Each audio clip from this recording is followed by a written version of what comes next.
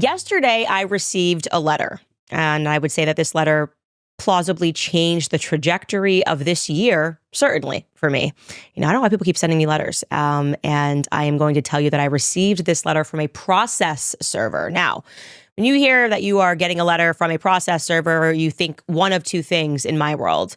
You are being sued or you are being subpoenaed. It actually happens way more often than you realize. Sometimes you're being drafted into someone's lawsuit. They think that you have some information or some text messages, or otherwise you yourself are being sued, like when I was being sued by Kimberly Klacik for defamation, which eventually I won that after years. So it's not something that particularly unnerves me anymore, because typically sometimes you're getting drafted and there's no reason for you to be drafted. Your lawyer responds to it and it's completely over. But this one was indeed addressed to me. And what was strange about this is that when my lawyer was able to determine what it was and who it was from, this was atypical because it was not a lawsuit and it was not a subpoena, but it was a strongly worded letter. Essentially a legal threat. And people don't typically use process servers for legal threats. Even stranger was who it was coming from. It was coming from a law firm representing current sitting president, Emmanuel Macron, and his wife, Brigitte Macron. Okay? Like I said, this is insane. I don't think this has ever happened in the history of the world. Plausibly, you don't hear about a foreign leader currently sitting in power sending around legal letters to people that are sitting in other countries, no matter what that person is saying. But it's going to get so much more crazier than that, okay? Because there were a lot of odd things about this letter. First and foremost, they strenuously requested that I not publicize it. They did not want me to publicize this letter all over it. This is not meant to be publicly disseminated. Okay, you have no legal right to tell somebody that they can't share a letter that they received. I'm sorry you sent it. I have a right to share it. And I'm going to tell you my suspicion about why it came across as they wanted to keep this rather hush-hush. But hush-hush. But apart from asking me not to publicize it, they get into explaining to me how I am engaging in types of defamation. I'm going to show you this letter because the story behind it is even crazier, okay? So first and foremost, they are addressing statements, the bulk of this letter is addressing statements that I made last March. You're probably wondering in your head, why would they send this letter, which was addressed on December 3rd? That part is even crazier. But aside from telling me not to publicize it, they tell me right at the top that it's really none of my business whether or not Brigitte Macron is a man or a woman. Like, she doesn't have to answer that question. Here's what it said. I'm going to read you this verbatim. It said, this disinformation campaign is almost entirely based on a negative. Mrs. Macron has not provided definitive proof that she is a woman. Therefore, she must be a man.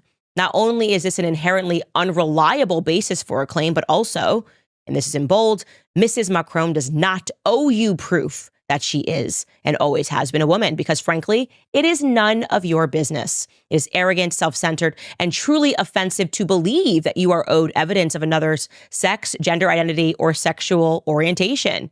And additionally, it is defamatory to call someone a liar when they rightfully choose not to give in to your demands.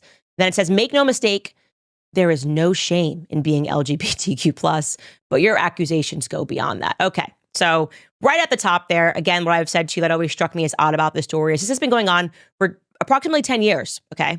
Now, if I'm the president and I'm dealing with a 10-year issue of people saying that my wife has a penis and I could just very easily debunk this, I'm sure as hell not going to pay lawyers overseas to send legal threats and legal letters that say, oh, okay, well, we're not going to answer the question, but we are going to send you a 100-page letter. It was 100 pages. Most of it was transcript. It really was like a 33-page letter. Most of it was transcript again. But the point being is that's a lot of effort for something that can be so easily debunked. So easily debunked. And I'm not the only journalist who've done this too. Okay. They're sending out letters, civil harassment, saying that it's causing them stress, it's causing them anxiety. Wouldn't you just answer the question at a certain point? Again, going with common sense. But it gets even more interesting. They also write in this letter that what they believe to be defamatory, among other things, is really just the implication to the French people that they're fraudulent and that they lie. So let me read that piece of this to you as well in this letter that I'm not supposed to publicize at all. These allegations are defamatory for multiple reasons. At the outset, it must be clear that there is nothing defamatory or reputationally damaging about being transgendered. But what is defamatory and highly damaging is attacking the integrity and the credibility of a president. I'm sorry, I just have to chuckle at that in general because I'm just thinking about President Trump and all the attacks. Like, what's defamatory is attacking the idea that Biden lies or that President Trump lies. You're not allowed to question their integrity in France. Like, this is just such a European letter in the sense that, like, they have no idea what free speech actually means of a president and Mrs. Macron with this vicious rumor that they are lying and manipulating the French people. One you knew was false at the time of publication. Okay, obviously, I do not think this is false at all. I'm going to tell you even more why I insist that there is a lot to the story. But just writing that seems very strange to me. They go on to speak about how the only proof that we have, which is completely untrue, is Chinese software that is comparing the faces of her and her alleged brother that doesn't like to make any appearances, which could easily just debunk this, right? And they're like, this is like crap, saying that they look alike. All siblings do look alike, or some siblings can look exactly alike. They say that that's completely normal. And then they provide even more proof that it's obvious that Brigitte is not a man. And the proof is that Brigitte says she's not a man. I'm not kidding. Here, this is the actual language of the letter. They write, beyond this, your conspiracy theory hinges on Mrs. Macron's family refusing to subject themselves to public scrutiny. Okay, you guys. So the reason that they're not answering this or responding to this is because they don't need to be publicly scrutinized. Like, why would a president and a first lady have to be publicly scrutinized? That just doesn't come with the territory when you live in a place like Europe and you don't have free speech. They can just hush you and sue you for speaking. Like I said, they are in for a rude awakening. This is America. And the next line really gets me because they say what should be enough evidence to disprove these falsehoods is that Mrs. Macron has denied them. President Macron has denied them, and Mrs. Macron's daughter, Tifone, has denied them. Okay, so that's how it works now in the court of law, guys. If I say no, absent any proof, you need to just accept that's the truth. Everybody always tells the truth all the time, especially in politics. Haven't we learned that? Nobody ever lies in politics. If they say something, it's definitely true. Trust me, bro. It's basically trust me, bro. Then it just gets even more bizarre because they're referring to T-shirts as a form of yellow journalism. So I sold this T-shirt mocking Brigitte Macron. It was a fake Time magazine cover and it said Man of the Year. And they view that as a form of yellow journalism. And that's interesting. So I'm going to read you that portion right now. It says, since then, you have continued to knowingly and intentionally peddle yellow journalism, defaming the Macrons. Indeed, you released another episode mentioning the conspiracy on June 26th. And then it says on July 7th, you brought these lies to the Jimmy Dore show.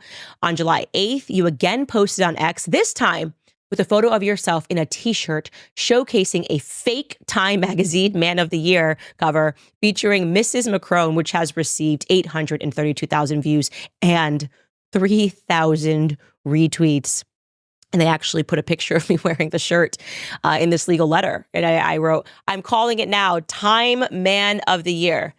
It's an incredible shirt. Obviously, we now need to get this back up on sale. I don't know what is actionable in a parody shirt. I'm not sure where they're going with that, but they wanted to mention in a very strongly worded letter that this is a form of yellow journalism because there's obviously never been any T-shirts made about President Trump or Biden. You can't do that anymore. You're not allowed to sell Make Kamala Indian hats. Literally, what on earth were they thinking, including that? Okay. But here's where it gets really interesting. Okay. Then they insist on explaining to me that calling someone a rapist in France, they have different laws, and they insist that it's not statutory rape because Emmanuel was or would have been 15. They heavily imply this. This is the exact verbiage from the letter. It reads, Mrs. Macron did not statutorily rape President Macron. Let us be clear that the age of consent in France is 15. The two met and fell in love in 1993 when she was a drama teacher and he was 15 years old.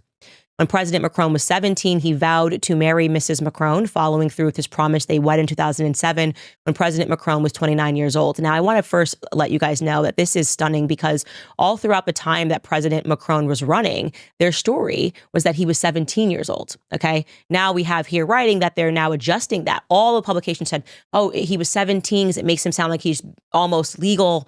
And she was, however, I think they said she was 34.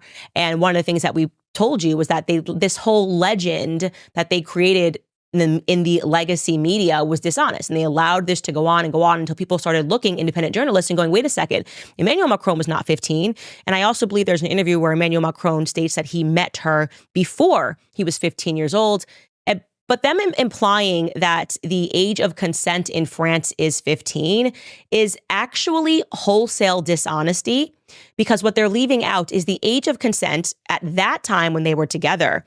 It was 15 only if the person that they had the affair with, the sexual affair with, was not someone who had any power or control. That is still the law in France today, okay? So in order for it to be age of consent, it cannot be a teacher, it cannot be a therapist, it cannot be any person when you are a minor that has control over you. And as they mentioned in that same paragraph, Emmanuel Macron was the student of Brigitte Macron. So that would not have been allowed under the law. And this is something that we are happy to debate. In America, this would be statutory rape one way or the other. And in France, I'm pretty sure that still constitutes statutory rape. But we will allow you to respond to that in a more thorough manner, because now that we've established connection, you have no excuse not to answer our pointed questions. We're going to go on and show you a little bit more of this letter, because this, to me, was the craziest part of the entire thing. So after saying, we don't have to tell you any proof, we don't have to show you any proof, trust me, bro. They then try to say that there have been some journalists that have introduced some evidence and you should have been paying attention, in the form of, I'm not kidding, this is coming from the president of France. They have submitted to us screenshots of an 8-year-old video that they allege proves that Jean-Michel Trogneau, so the theory is that Brigitte lived as Jean-Michel Trogneau, then took on the name of a sister named Brigitte and became Brigitte Trogneau later on in life. Okay, that is the theory. They are now saying that this journalist noticed that in the background of Emmanuel Macron's inauguration, the real Jean-Michel Trogneau was there. They sent us a YouTube link, I'm not kidding, of 2 different instances, and they claim that in the background, you see this little fat man? I'm showing you, this is actually from a legal letter right here. They say that's Jean-Michel Trogneau. That's proof. Look, it's a still. They then sent us a YouTube link from the inauguration. And in the background, they're like, see, in the background, that's Jean-Michel Trogneau. We swear that's him. Hello, you are the alleged first lady, first man of France, and Emmanuel Macron, and you're telling me this is the evidence that you are supplying to journalists that this person exists? A link to a YouTube video that I'm going to show you right now. This is the link to the video. This is it, guys. This is proof. Dans ces instants où tout... Oh, was that not enough evidence for you to leave this entire theory alone? Like, they're not making a statement, but you should have caught in the background there. Here, we'll circle it for you.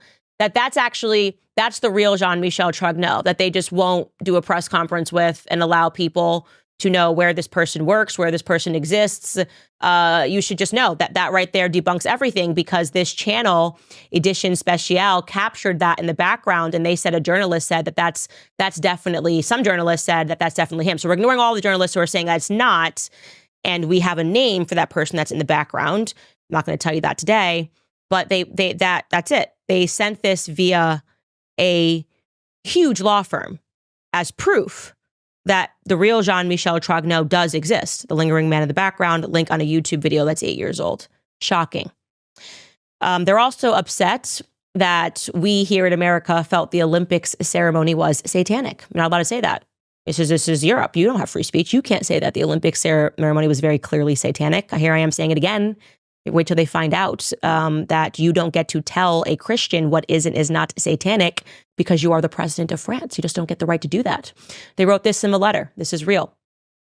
You pressed these lies harder after the Olympics opening ceremony in Paris. On July 29th, you released another episode titled The Olympics Exposed Brigitte Macron. As you know, the 2024 Olympics opening ceremony was widely misinterpreted as a reenactment of a Last Supper, but it was intended to represent the Feast of Dionysus. Nonetheless, you claimed that the satanic Olympic ceremony was really a ceremony to honor Brigitte Macron because she's transgendered. You posted on X that Brigitte is a transvestite and called it a demonic state. Now, this gets into